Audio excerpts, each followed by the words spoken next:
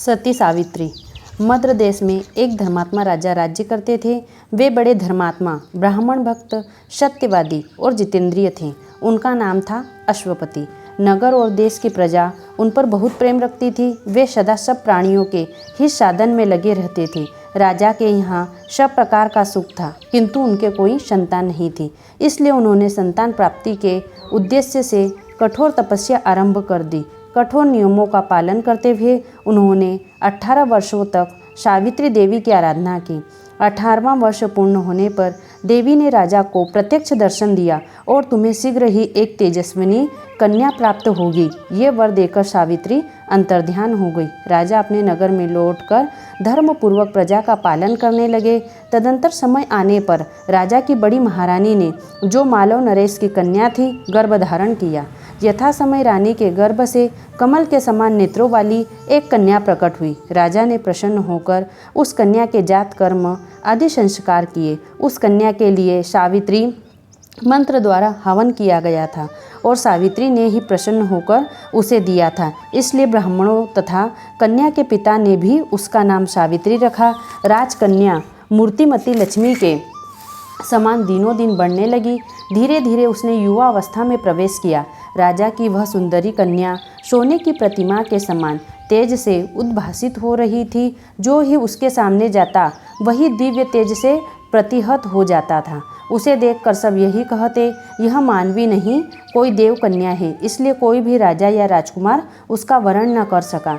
कन्या को सयानी देखकर राजा को उसके विवाह के लिए बड़ी चिंता हुई। वे एक दिन बोले, बेटी, अब तू विवाह के योग्य हो गई है, इसलिए स्वयं ही अपने योग्य वर की खोज कर ले। यह कहकर राजा ने वृद्ध मंत्रियों के साथ जाने और यात्रा की तैयारी करने का आदेश दिया। सावित्री ने कुछ संकुचित सी होकर पिता के चरणों का स्पर्श किया और उनकी आज्ञा मानकर राजभवन से निकली। द्वार पर सोने का रथ तैयार खड़ा था। सावित्री उस पर जा बैठी और बड़े बूढ़े मंत्रियों से सुरक्षित हो राजर्षियों के रमणीय तपोवनों में विचरण करने लगी। माननीय वृद्ध पुरुषों को नमस्कार करती, ब्राह्मणों को धन देती तथा नाना प्रकार के पुण्य करती हुई वह भिन्न भिन्न तीर्थों और देशों में घूमती रही। एक दिन मद्रराज अश्वपति अपनी राजसभा में बैठे हुए नारद जी से वार्तालाप कर रहे थे। उसी समय समस्त तीर्थों की यात्रा पूरी करके सावित्री मंत्रियों के साथ पिता के घर लौट आई। उसने पिता को नारद जी के साथ बैठे हुए देखकर उन दोनों के चरणों में प्रणाम किया। नारद जी ने पूछा, राजन, आपकी यह कन्या कहाँ गई थी और कहाँ से आई है? आप तो यह सयानी हो गई है, आपने अभी तक इसका विवाह क्यों नहीं किया? राजा ने कहा, देवर्षे, इसी कार्य के लिए मैंने इसे भेजा था। यह अभी अभी लौटी है। अब इसी के मुंह से सुनिए, इसने किसको अपना पति चुना है। नारद जी से ऐसा कहकर अश्वपति ने अपनी पुत्री से कहा, बेटी, तुम अपना सब वृतांत सुनाओ। सावित्री ने संक्षेप से ही उत्तर दिया। शाल्व देश में एक धर्मात्मा राजा थे। उनका नाम घुमस्तैन है। वे पहले राज्य करते थे, किंतु पीछे उनकी आंख अंधी हो गई। उस समय उनका पुत्र बहुत छोटा था। शत्रुओं को आक्रमण करने का मौका मिल गया। पड़ोस में ही एक राजा था जिसके साथ उनकी पहले से शत्रुता चली आती थी। उसी ने उनका राज्य छीन लिया। तब वे गोद में बालक लिए हुए पत्नी के साथ वन में चले गए और वहाँ उत्तम नियमों का पालन करते हुए तपस्या में लग गए। उनके पुत्र सत्यवान, जो नगर में जन्म लेकर तपोवन में पले और बड़े हैं, सर्वथा मेरे योग्य हैं। अतः मैंने अपने मन से उन्हीं को पति चुना है। यह सुनकर नारद जी सहसा बोल उठे, राजन, यह तो बड़े खेद की बात हो गई। सावित्री ने बड़ी भूल की है। बेचारी जानती नहीं थी, इसीलिए उत्तम गुणों से युक्त सत्यवान का वरण कर लिया। उस राजकुमार के पिता और माता सदा सत्य ही बोलते हैं, इसीलिए ब्राह्मणों ने उनका नाम सत्यवान रख दिया। राजा ने कुछ चिंतित होकर पूछा, नारद जी, क्या इस समय भी माता पिता के प्रति भक्ति रखने वाला सत्यवान तेजस्वी, बुद्धिमान, क्षमावान और सूरवीर है? नारद जी ने कहा, घुमतसेन का वह वीर पुत्र सूर्य के समान तेजस्वी, बृहस्पति के सदृश बुद्धिमान, इंद्र के समान वीर, पृथ्वी की भांति क्षमाशील, रंतदेव के समान दानी, उसी नर पुत्र शिबी के समान ब्राह्मण भक्त और सत्यवादी ययाति के समान उदार, चंद्रमा के समान नयनाभिराम और अश्विनी कुमारों के समान रूपवान है। वह जितेंद्रिय, विनयी, पराक्रमी, सत्य प्रतिज्ञ, मिलनसार, ईर्ष्या रहित, लज्जाशील और तेजस्वी हैं। राजा ने चकित होकर कहा, मुनिवर, आपने तो उसे समस्त गुणों का भंडार बता दिया, उसमें कोई दोष भी क्या है? नारद जी बोले, राजन, दोष तो उसमें एक ही है जिसने समस्त गुणों पर पर्दा डाल दिया है। दोष भी साधारण नहीं है, उसे किसी भी प्रयत्न के द्वारा मिटा देना असंभव है। आज से ठीक 1 वर्ष के बाद उसकी आयु समाप्त हो जाएगी, उसे देह त्याग करना पड़ेगा। नारद जी की बात सुनकर राजा अश्वपति व्यग्र हो गए। उन्होंने सावित्री को संबोधित करके कहा, बेटी, अब फिर से यात्रा करो और दूसरे किसी योग्य वर का वरण करो। सत्यवान का एक ही दोष ऐसा है जिसने सब गुणों को ढक दिया है।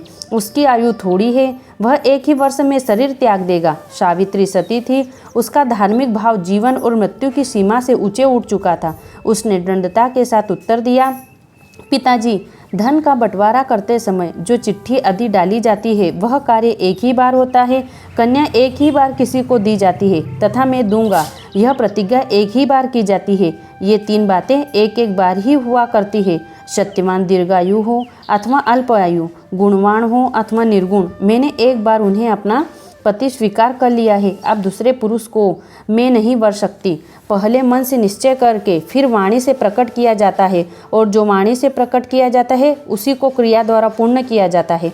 अतः मैंने जो पति का निश्चय किया है उसमें मेरा मन ही प्रमाण है। सावित्री के इस निश्चय का नारद जी के मन पर बहुत अच्छा प्रभाव पड़ा। उन्होंने राजा को समझाते हुए कहा, महाराज, सावित्री की बुद्धि स्थिर है, इसने धर्म का आश्रय लिया है, अतः इसे किसी भी प्रकार इस निश्चय से विचलित नहीं किया जा सकता। सत्यवान में जो जो गुण हैं वो दूसरे किसी पुरुष में है भी नहीं। अतः मुझे तो अब यही अच्छा जान पड़ता है कि आप उसे कन्यादान कर दे। राजा ने कहा, भगवान, आप ही मेरे गुरु हैं, आपने जो कुछ कहा है वह ठीक है, मैं ऐसा ही करूँगा। नारद जी ने कहा, सावित्री का विवाह निर्विघ्न समाप्त हो तथा आप सब लोगों का कल्याण हो, इसके लिए यथासाध्य मैं भी चेष्टा करूँगा। यह कहकर नारद जी अंतर्धान हो गए। राजा अश्वपति ने कन्या के विवाह के लिए सब सामग्री एकत्रित कराई। फिर वृद्ध ब्राह्मण, पुरोहित तथा ऋतुजों को बुलाकर शुभ मुहूर्त में कन्या के साथ प्रस्थान किया। राजा घुमस्तेन के पवित्र आश्रम पर पहुँचने के बाद राजा अश्वपति सवारी से उतर पड़े और ब्राह्मणों के साथ पैदल ही उन राजर्षि के समीप गए। उन्होंने घुमस्तेन की यथा योग्य पूजा की और नम्रतापूर्ण वचनों में अपना परिचय दिया। धर्म के ज्ञाता राजर्षि घुमस्तेन ने भी मद्र राज्य को अर्घ्य और आसन देकर सम्मानित किया। तत्पश्चात अश्वपति ने कहा, राजर्षि, मेरी कन्या सावित्री यहाँ उपस्थित है, आप धर्मानुसार इसे अपनी पुत्र वधू के रूप में ग्रहण करें। घुमस्तेन ने पहले तो अपनी वर्तमान अवस्था को ध्यान में रखकर कुछ असमर्था प्रकट की, किंतु मद्रराज के पुनः अनुरोध करने पर यमराज ने कहा, उन्होंने इस संबंध को सहर्ष स्वीकार किया। तदंतर इस आश्रम में रहने वाले संपूर्ण ब्राह्मणों को बुलाकर दोनों राजाओं ने विधि पूर्वक वर वधू का विवाह संस्कार संपन्न कराया। राजा अश्वपति कन्या के साथ ही यथा योग्य वस्त्र आभूषण आदि दहेज में देकर प्रसन्नतापूर्वक अपने नगर को चले गए। सत्यवान को सर्वगुण संपन्ना सुंदरी पत्नी मिली और सावित्री ने मनोवांछित पति प्राप्त किया। अतः दोनों ही दंपति बहुत प्रसन्न थे।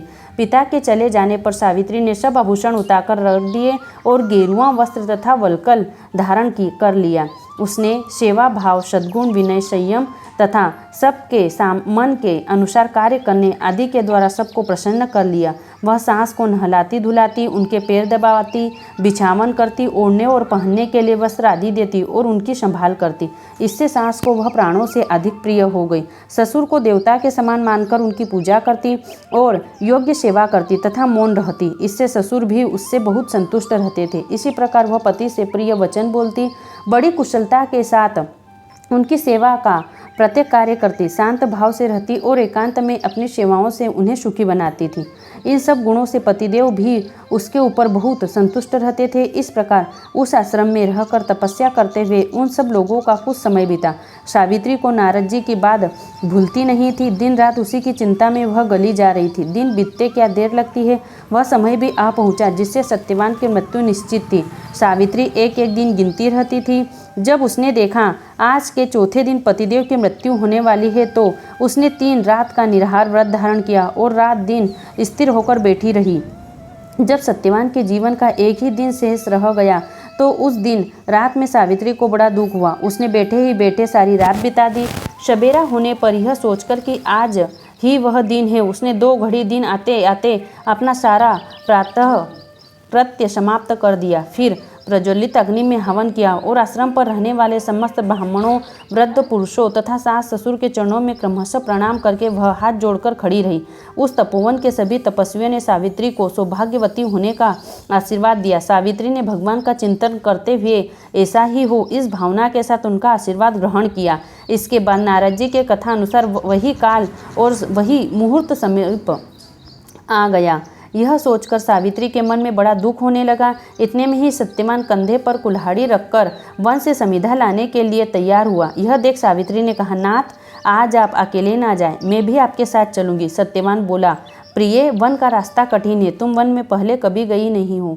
इधर व्रत और उपवास ने तुम्हें दुर्बल बना दिया है, अतः पैदल कैसे चलोगी। सावित्री ने कहा, उपवास से मुझे कोई कष्ट और थकावट नहीं है, चलने के लिए मन में उत्साह है, इसलिए रोकिए मत। सत्यवान बोला, यदि तुम्हें चलने का उत्साह है तो मैं मना नहीं करूँगा, किंतु माता और पिताजी से आज्ञा ले लो। यह सुनकर सावित्री ने सास ससुर के चरणों का स्पर्श किया और कहा, मेरे स्वामी फल आदि लाने के लिए वन में जा रहे हैं। यदि सास जी और ससुर जी की आज्ञा दे तो आज मैं भी उनके साथ जाना चाहती हूँ। घुमतसेन ने कहा, सावित्री जब से बहू होकर मेरे घर में आई है तब से आप तक इसने कभी किसी बात के लिए याचना की हो उसका मुझे स्मरण नहीं, अतः आज इसकी इच्छा अवश्य पूरी होनी चाहिए। अच्छा बेटी, तू जा, मार्ग में सत्यवान की संभाल करना। सास ससुर की आज्ञा पाकर यशस्विनी सावित्री पति के साथ वन की ओर चली। उसके मुंह पर तो हंसी थी किंतु हृदय में दुख की आग जल रही थी। सत्यवान ने पहले तो स्त्री के साथ फलों का संग्रह करके टोकरी भर ली, फिर लकड़ियां काट काट कर गिराने लगा। लकड़ी काटते काटते परिश्रम के कारण उससे पसीना आ गया और सिर में बड़े जोर से दर्द उठा। लकड़ी काटना छोड़कर वह अपनी पत्नी के पास गया और इस प्रकार बोला, प्रिय, आज परिश्रम के कारण मेरे सिर में दर्द होने लगा है, सारा शरीर टूट रहा है, कलेजे में भी बड़ी पीड़ा है। इस समय मैं अपने को अस्वस्थता देख रहा हूँ, ऐसा जान पड़ता है कोई मेरे मस्तक में बर्छियों से छेद कर रहा है। आप तो खड़ा रहने की भी शक्ति नहीं है कल्याणी, अब मैं सोना चाहता हूँ। सावित्री ने पति के पास जाकर उन्हें संभाला और उनका मस्तक गोद में रखकर वह पृथ्वी पर बैठ गई। फिर उसने नारद जी की बात का विचार करके उस मुहूर्त, क्षण, वेला और दिन का हिसाब लगाया। ठीक वही समय आ पहुंचा था। इतने में ही एक पुरुष दिखाई दिया जो लाल वस्त्र पहने था। उसके माथे पर मुकुट था। वह अत्यंत तेजस्वी होने के कारण साक्षात सूर्य देव सा जान पड़ता था। उसके सुंदर शरीर का रंग सांवला था, नेत्र लाल लाल दिखाई देते थे, हाथ में पास और देखने में उसकी आकृति भयंकर जान पड़ती थी। वह सत्यवान के पास खड़ा उसी की और देख रहा था। उस अद्भुत पुरुष को देखकर सावित्री ने पति का मस्तक भूमि पर रख दिया, फिर सहसा उठकर खड़ी हो गई और प्रणाम करके बोली, आप कोई देवता जान पड़ते हैं, क्योंकि आपका शरीर मनुष्य का सा नहीं है। यदि आपकी इच्छा हो तो बताइए, आप कौन हैं और क्या करना चाहते हैं। वह पुरुष और कोई नहीं, साक्षात यमराज थे। उन्होंने कहा, सावित्री, तू पतिव्रता और तपस्विनी है, अतः मैं तुझसे वार्तालाप कर सकता हूँ। तुझे मालूम होना चाहिए कि मैं यमराज हूँ। तेरे पति की आयु समाप्त हो चुकी है, अतः मैं इसे लेने आया हूँ। सावित्री बोली, भगवान, मैंने तो सुना है जीवों को ले जाने के लिए आपके पास दूत आया करते हैं, आप स्वयं कैसे पधारे।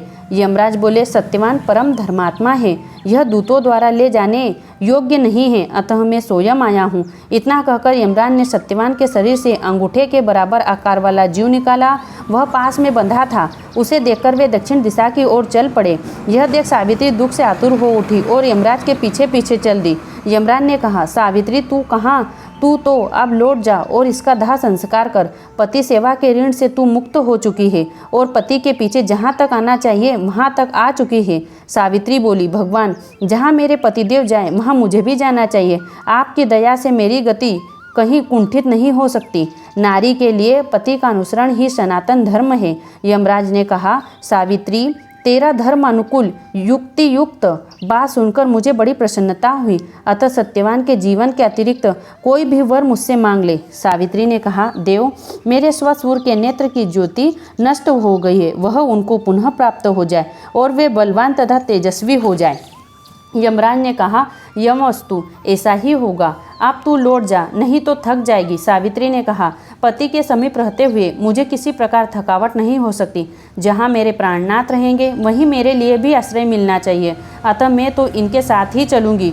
दूसरा लाभ है सत्संग। सत्पुरुषों का संग एक बार भी मिल जाए तो वह अभिष्ट की पूर्ति करने वाला होता है।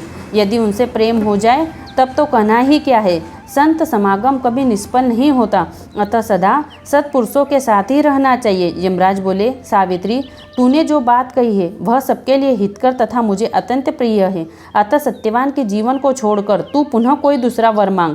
सावित्री ने कहा, मेरे ससुर का खोया हुआ राज्य उन्हें स्वतः प्राप्त हो जाए तथा वे कभी धर्म का परित्याग ना करे। यमराज ने वह वरदान भी दे दिया और कहा, अब तू लौट जा। किंतु सावित्री पूर्ववत उनके पीछे ही लगी रही। चलते चलते उसने कहा, देव, आप सारी प्रजा का नियम करने वाले हैं, अतः यम कहलाते हैं।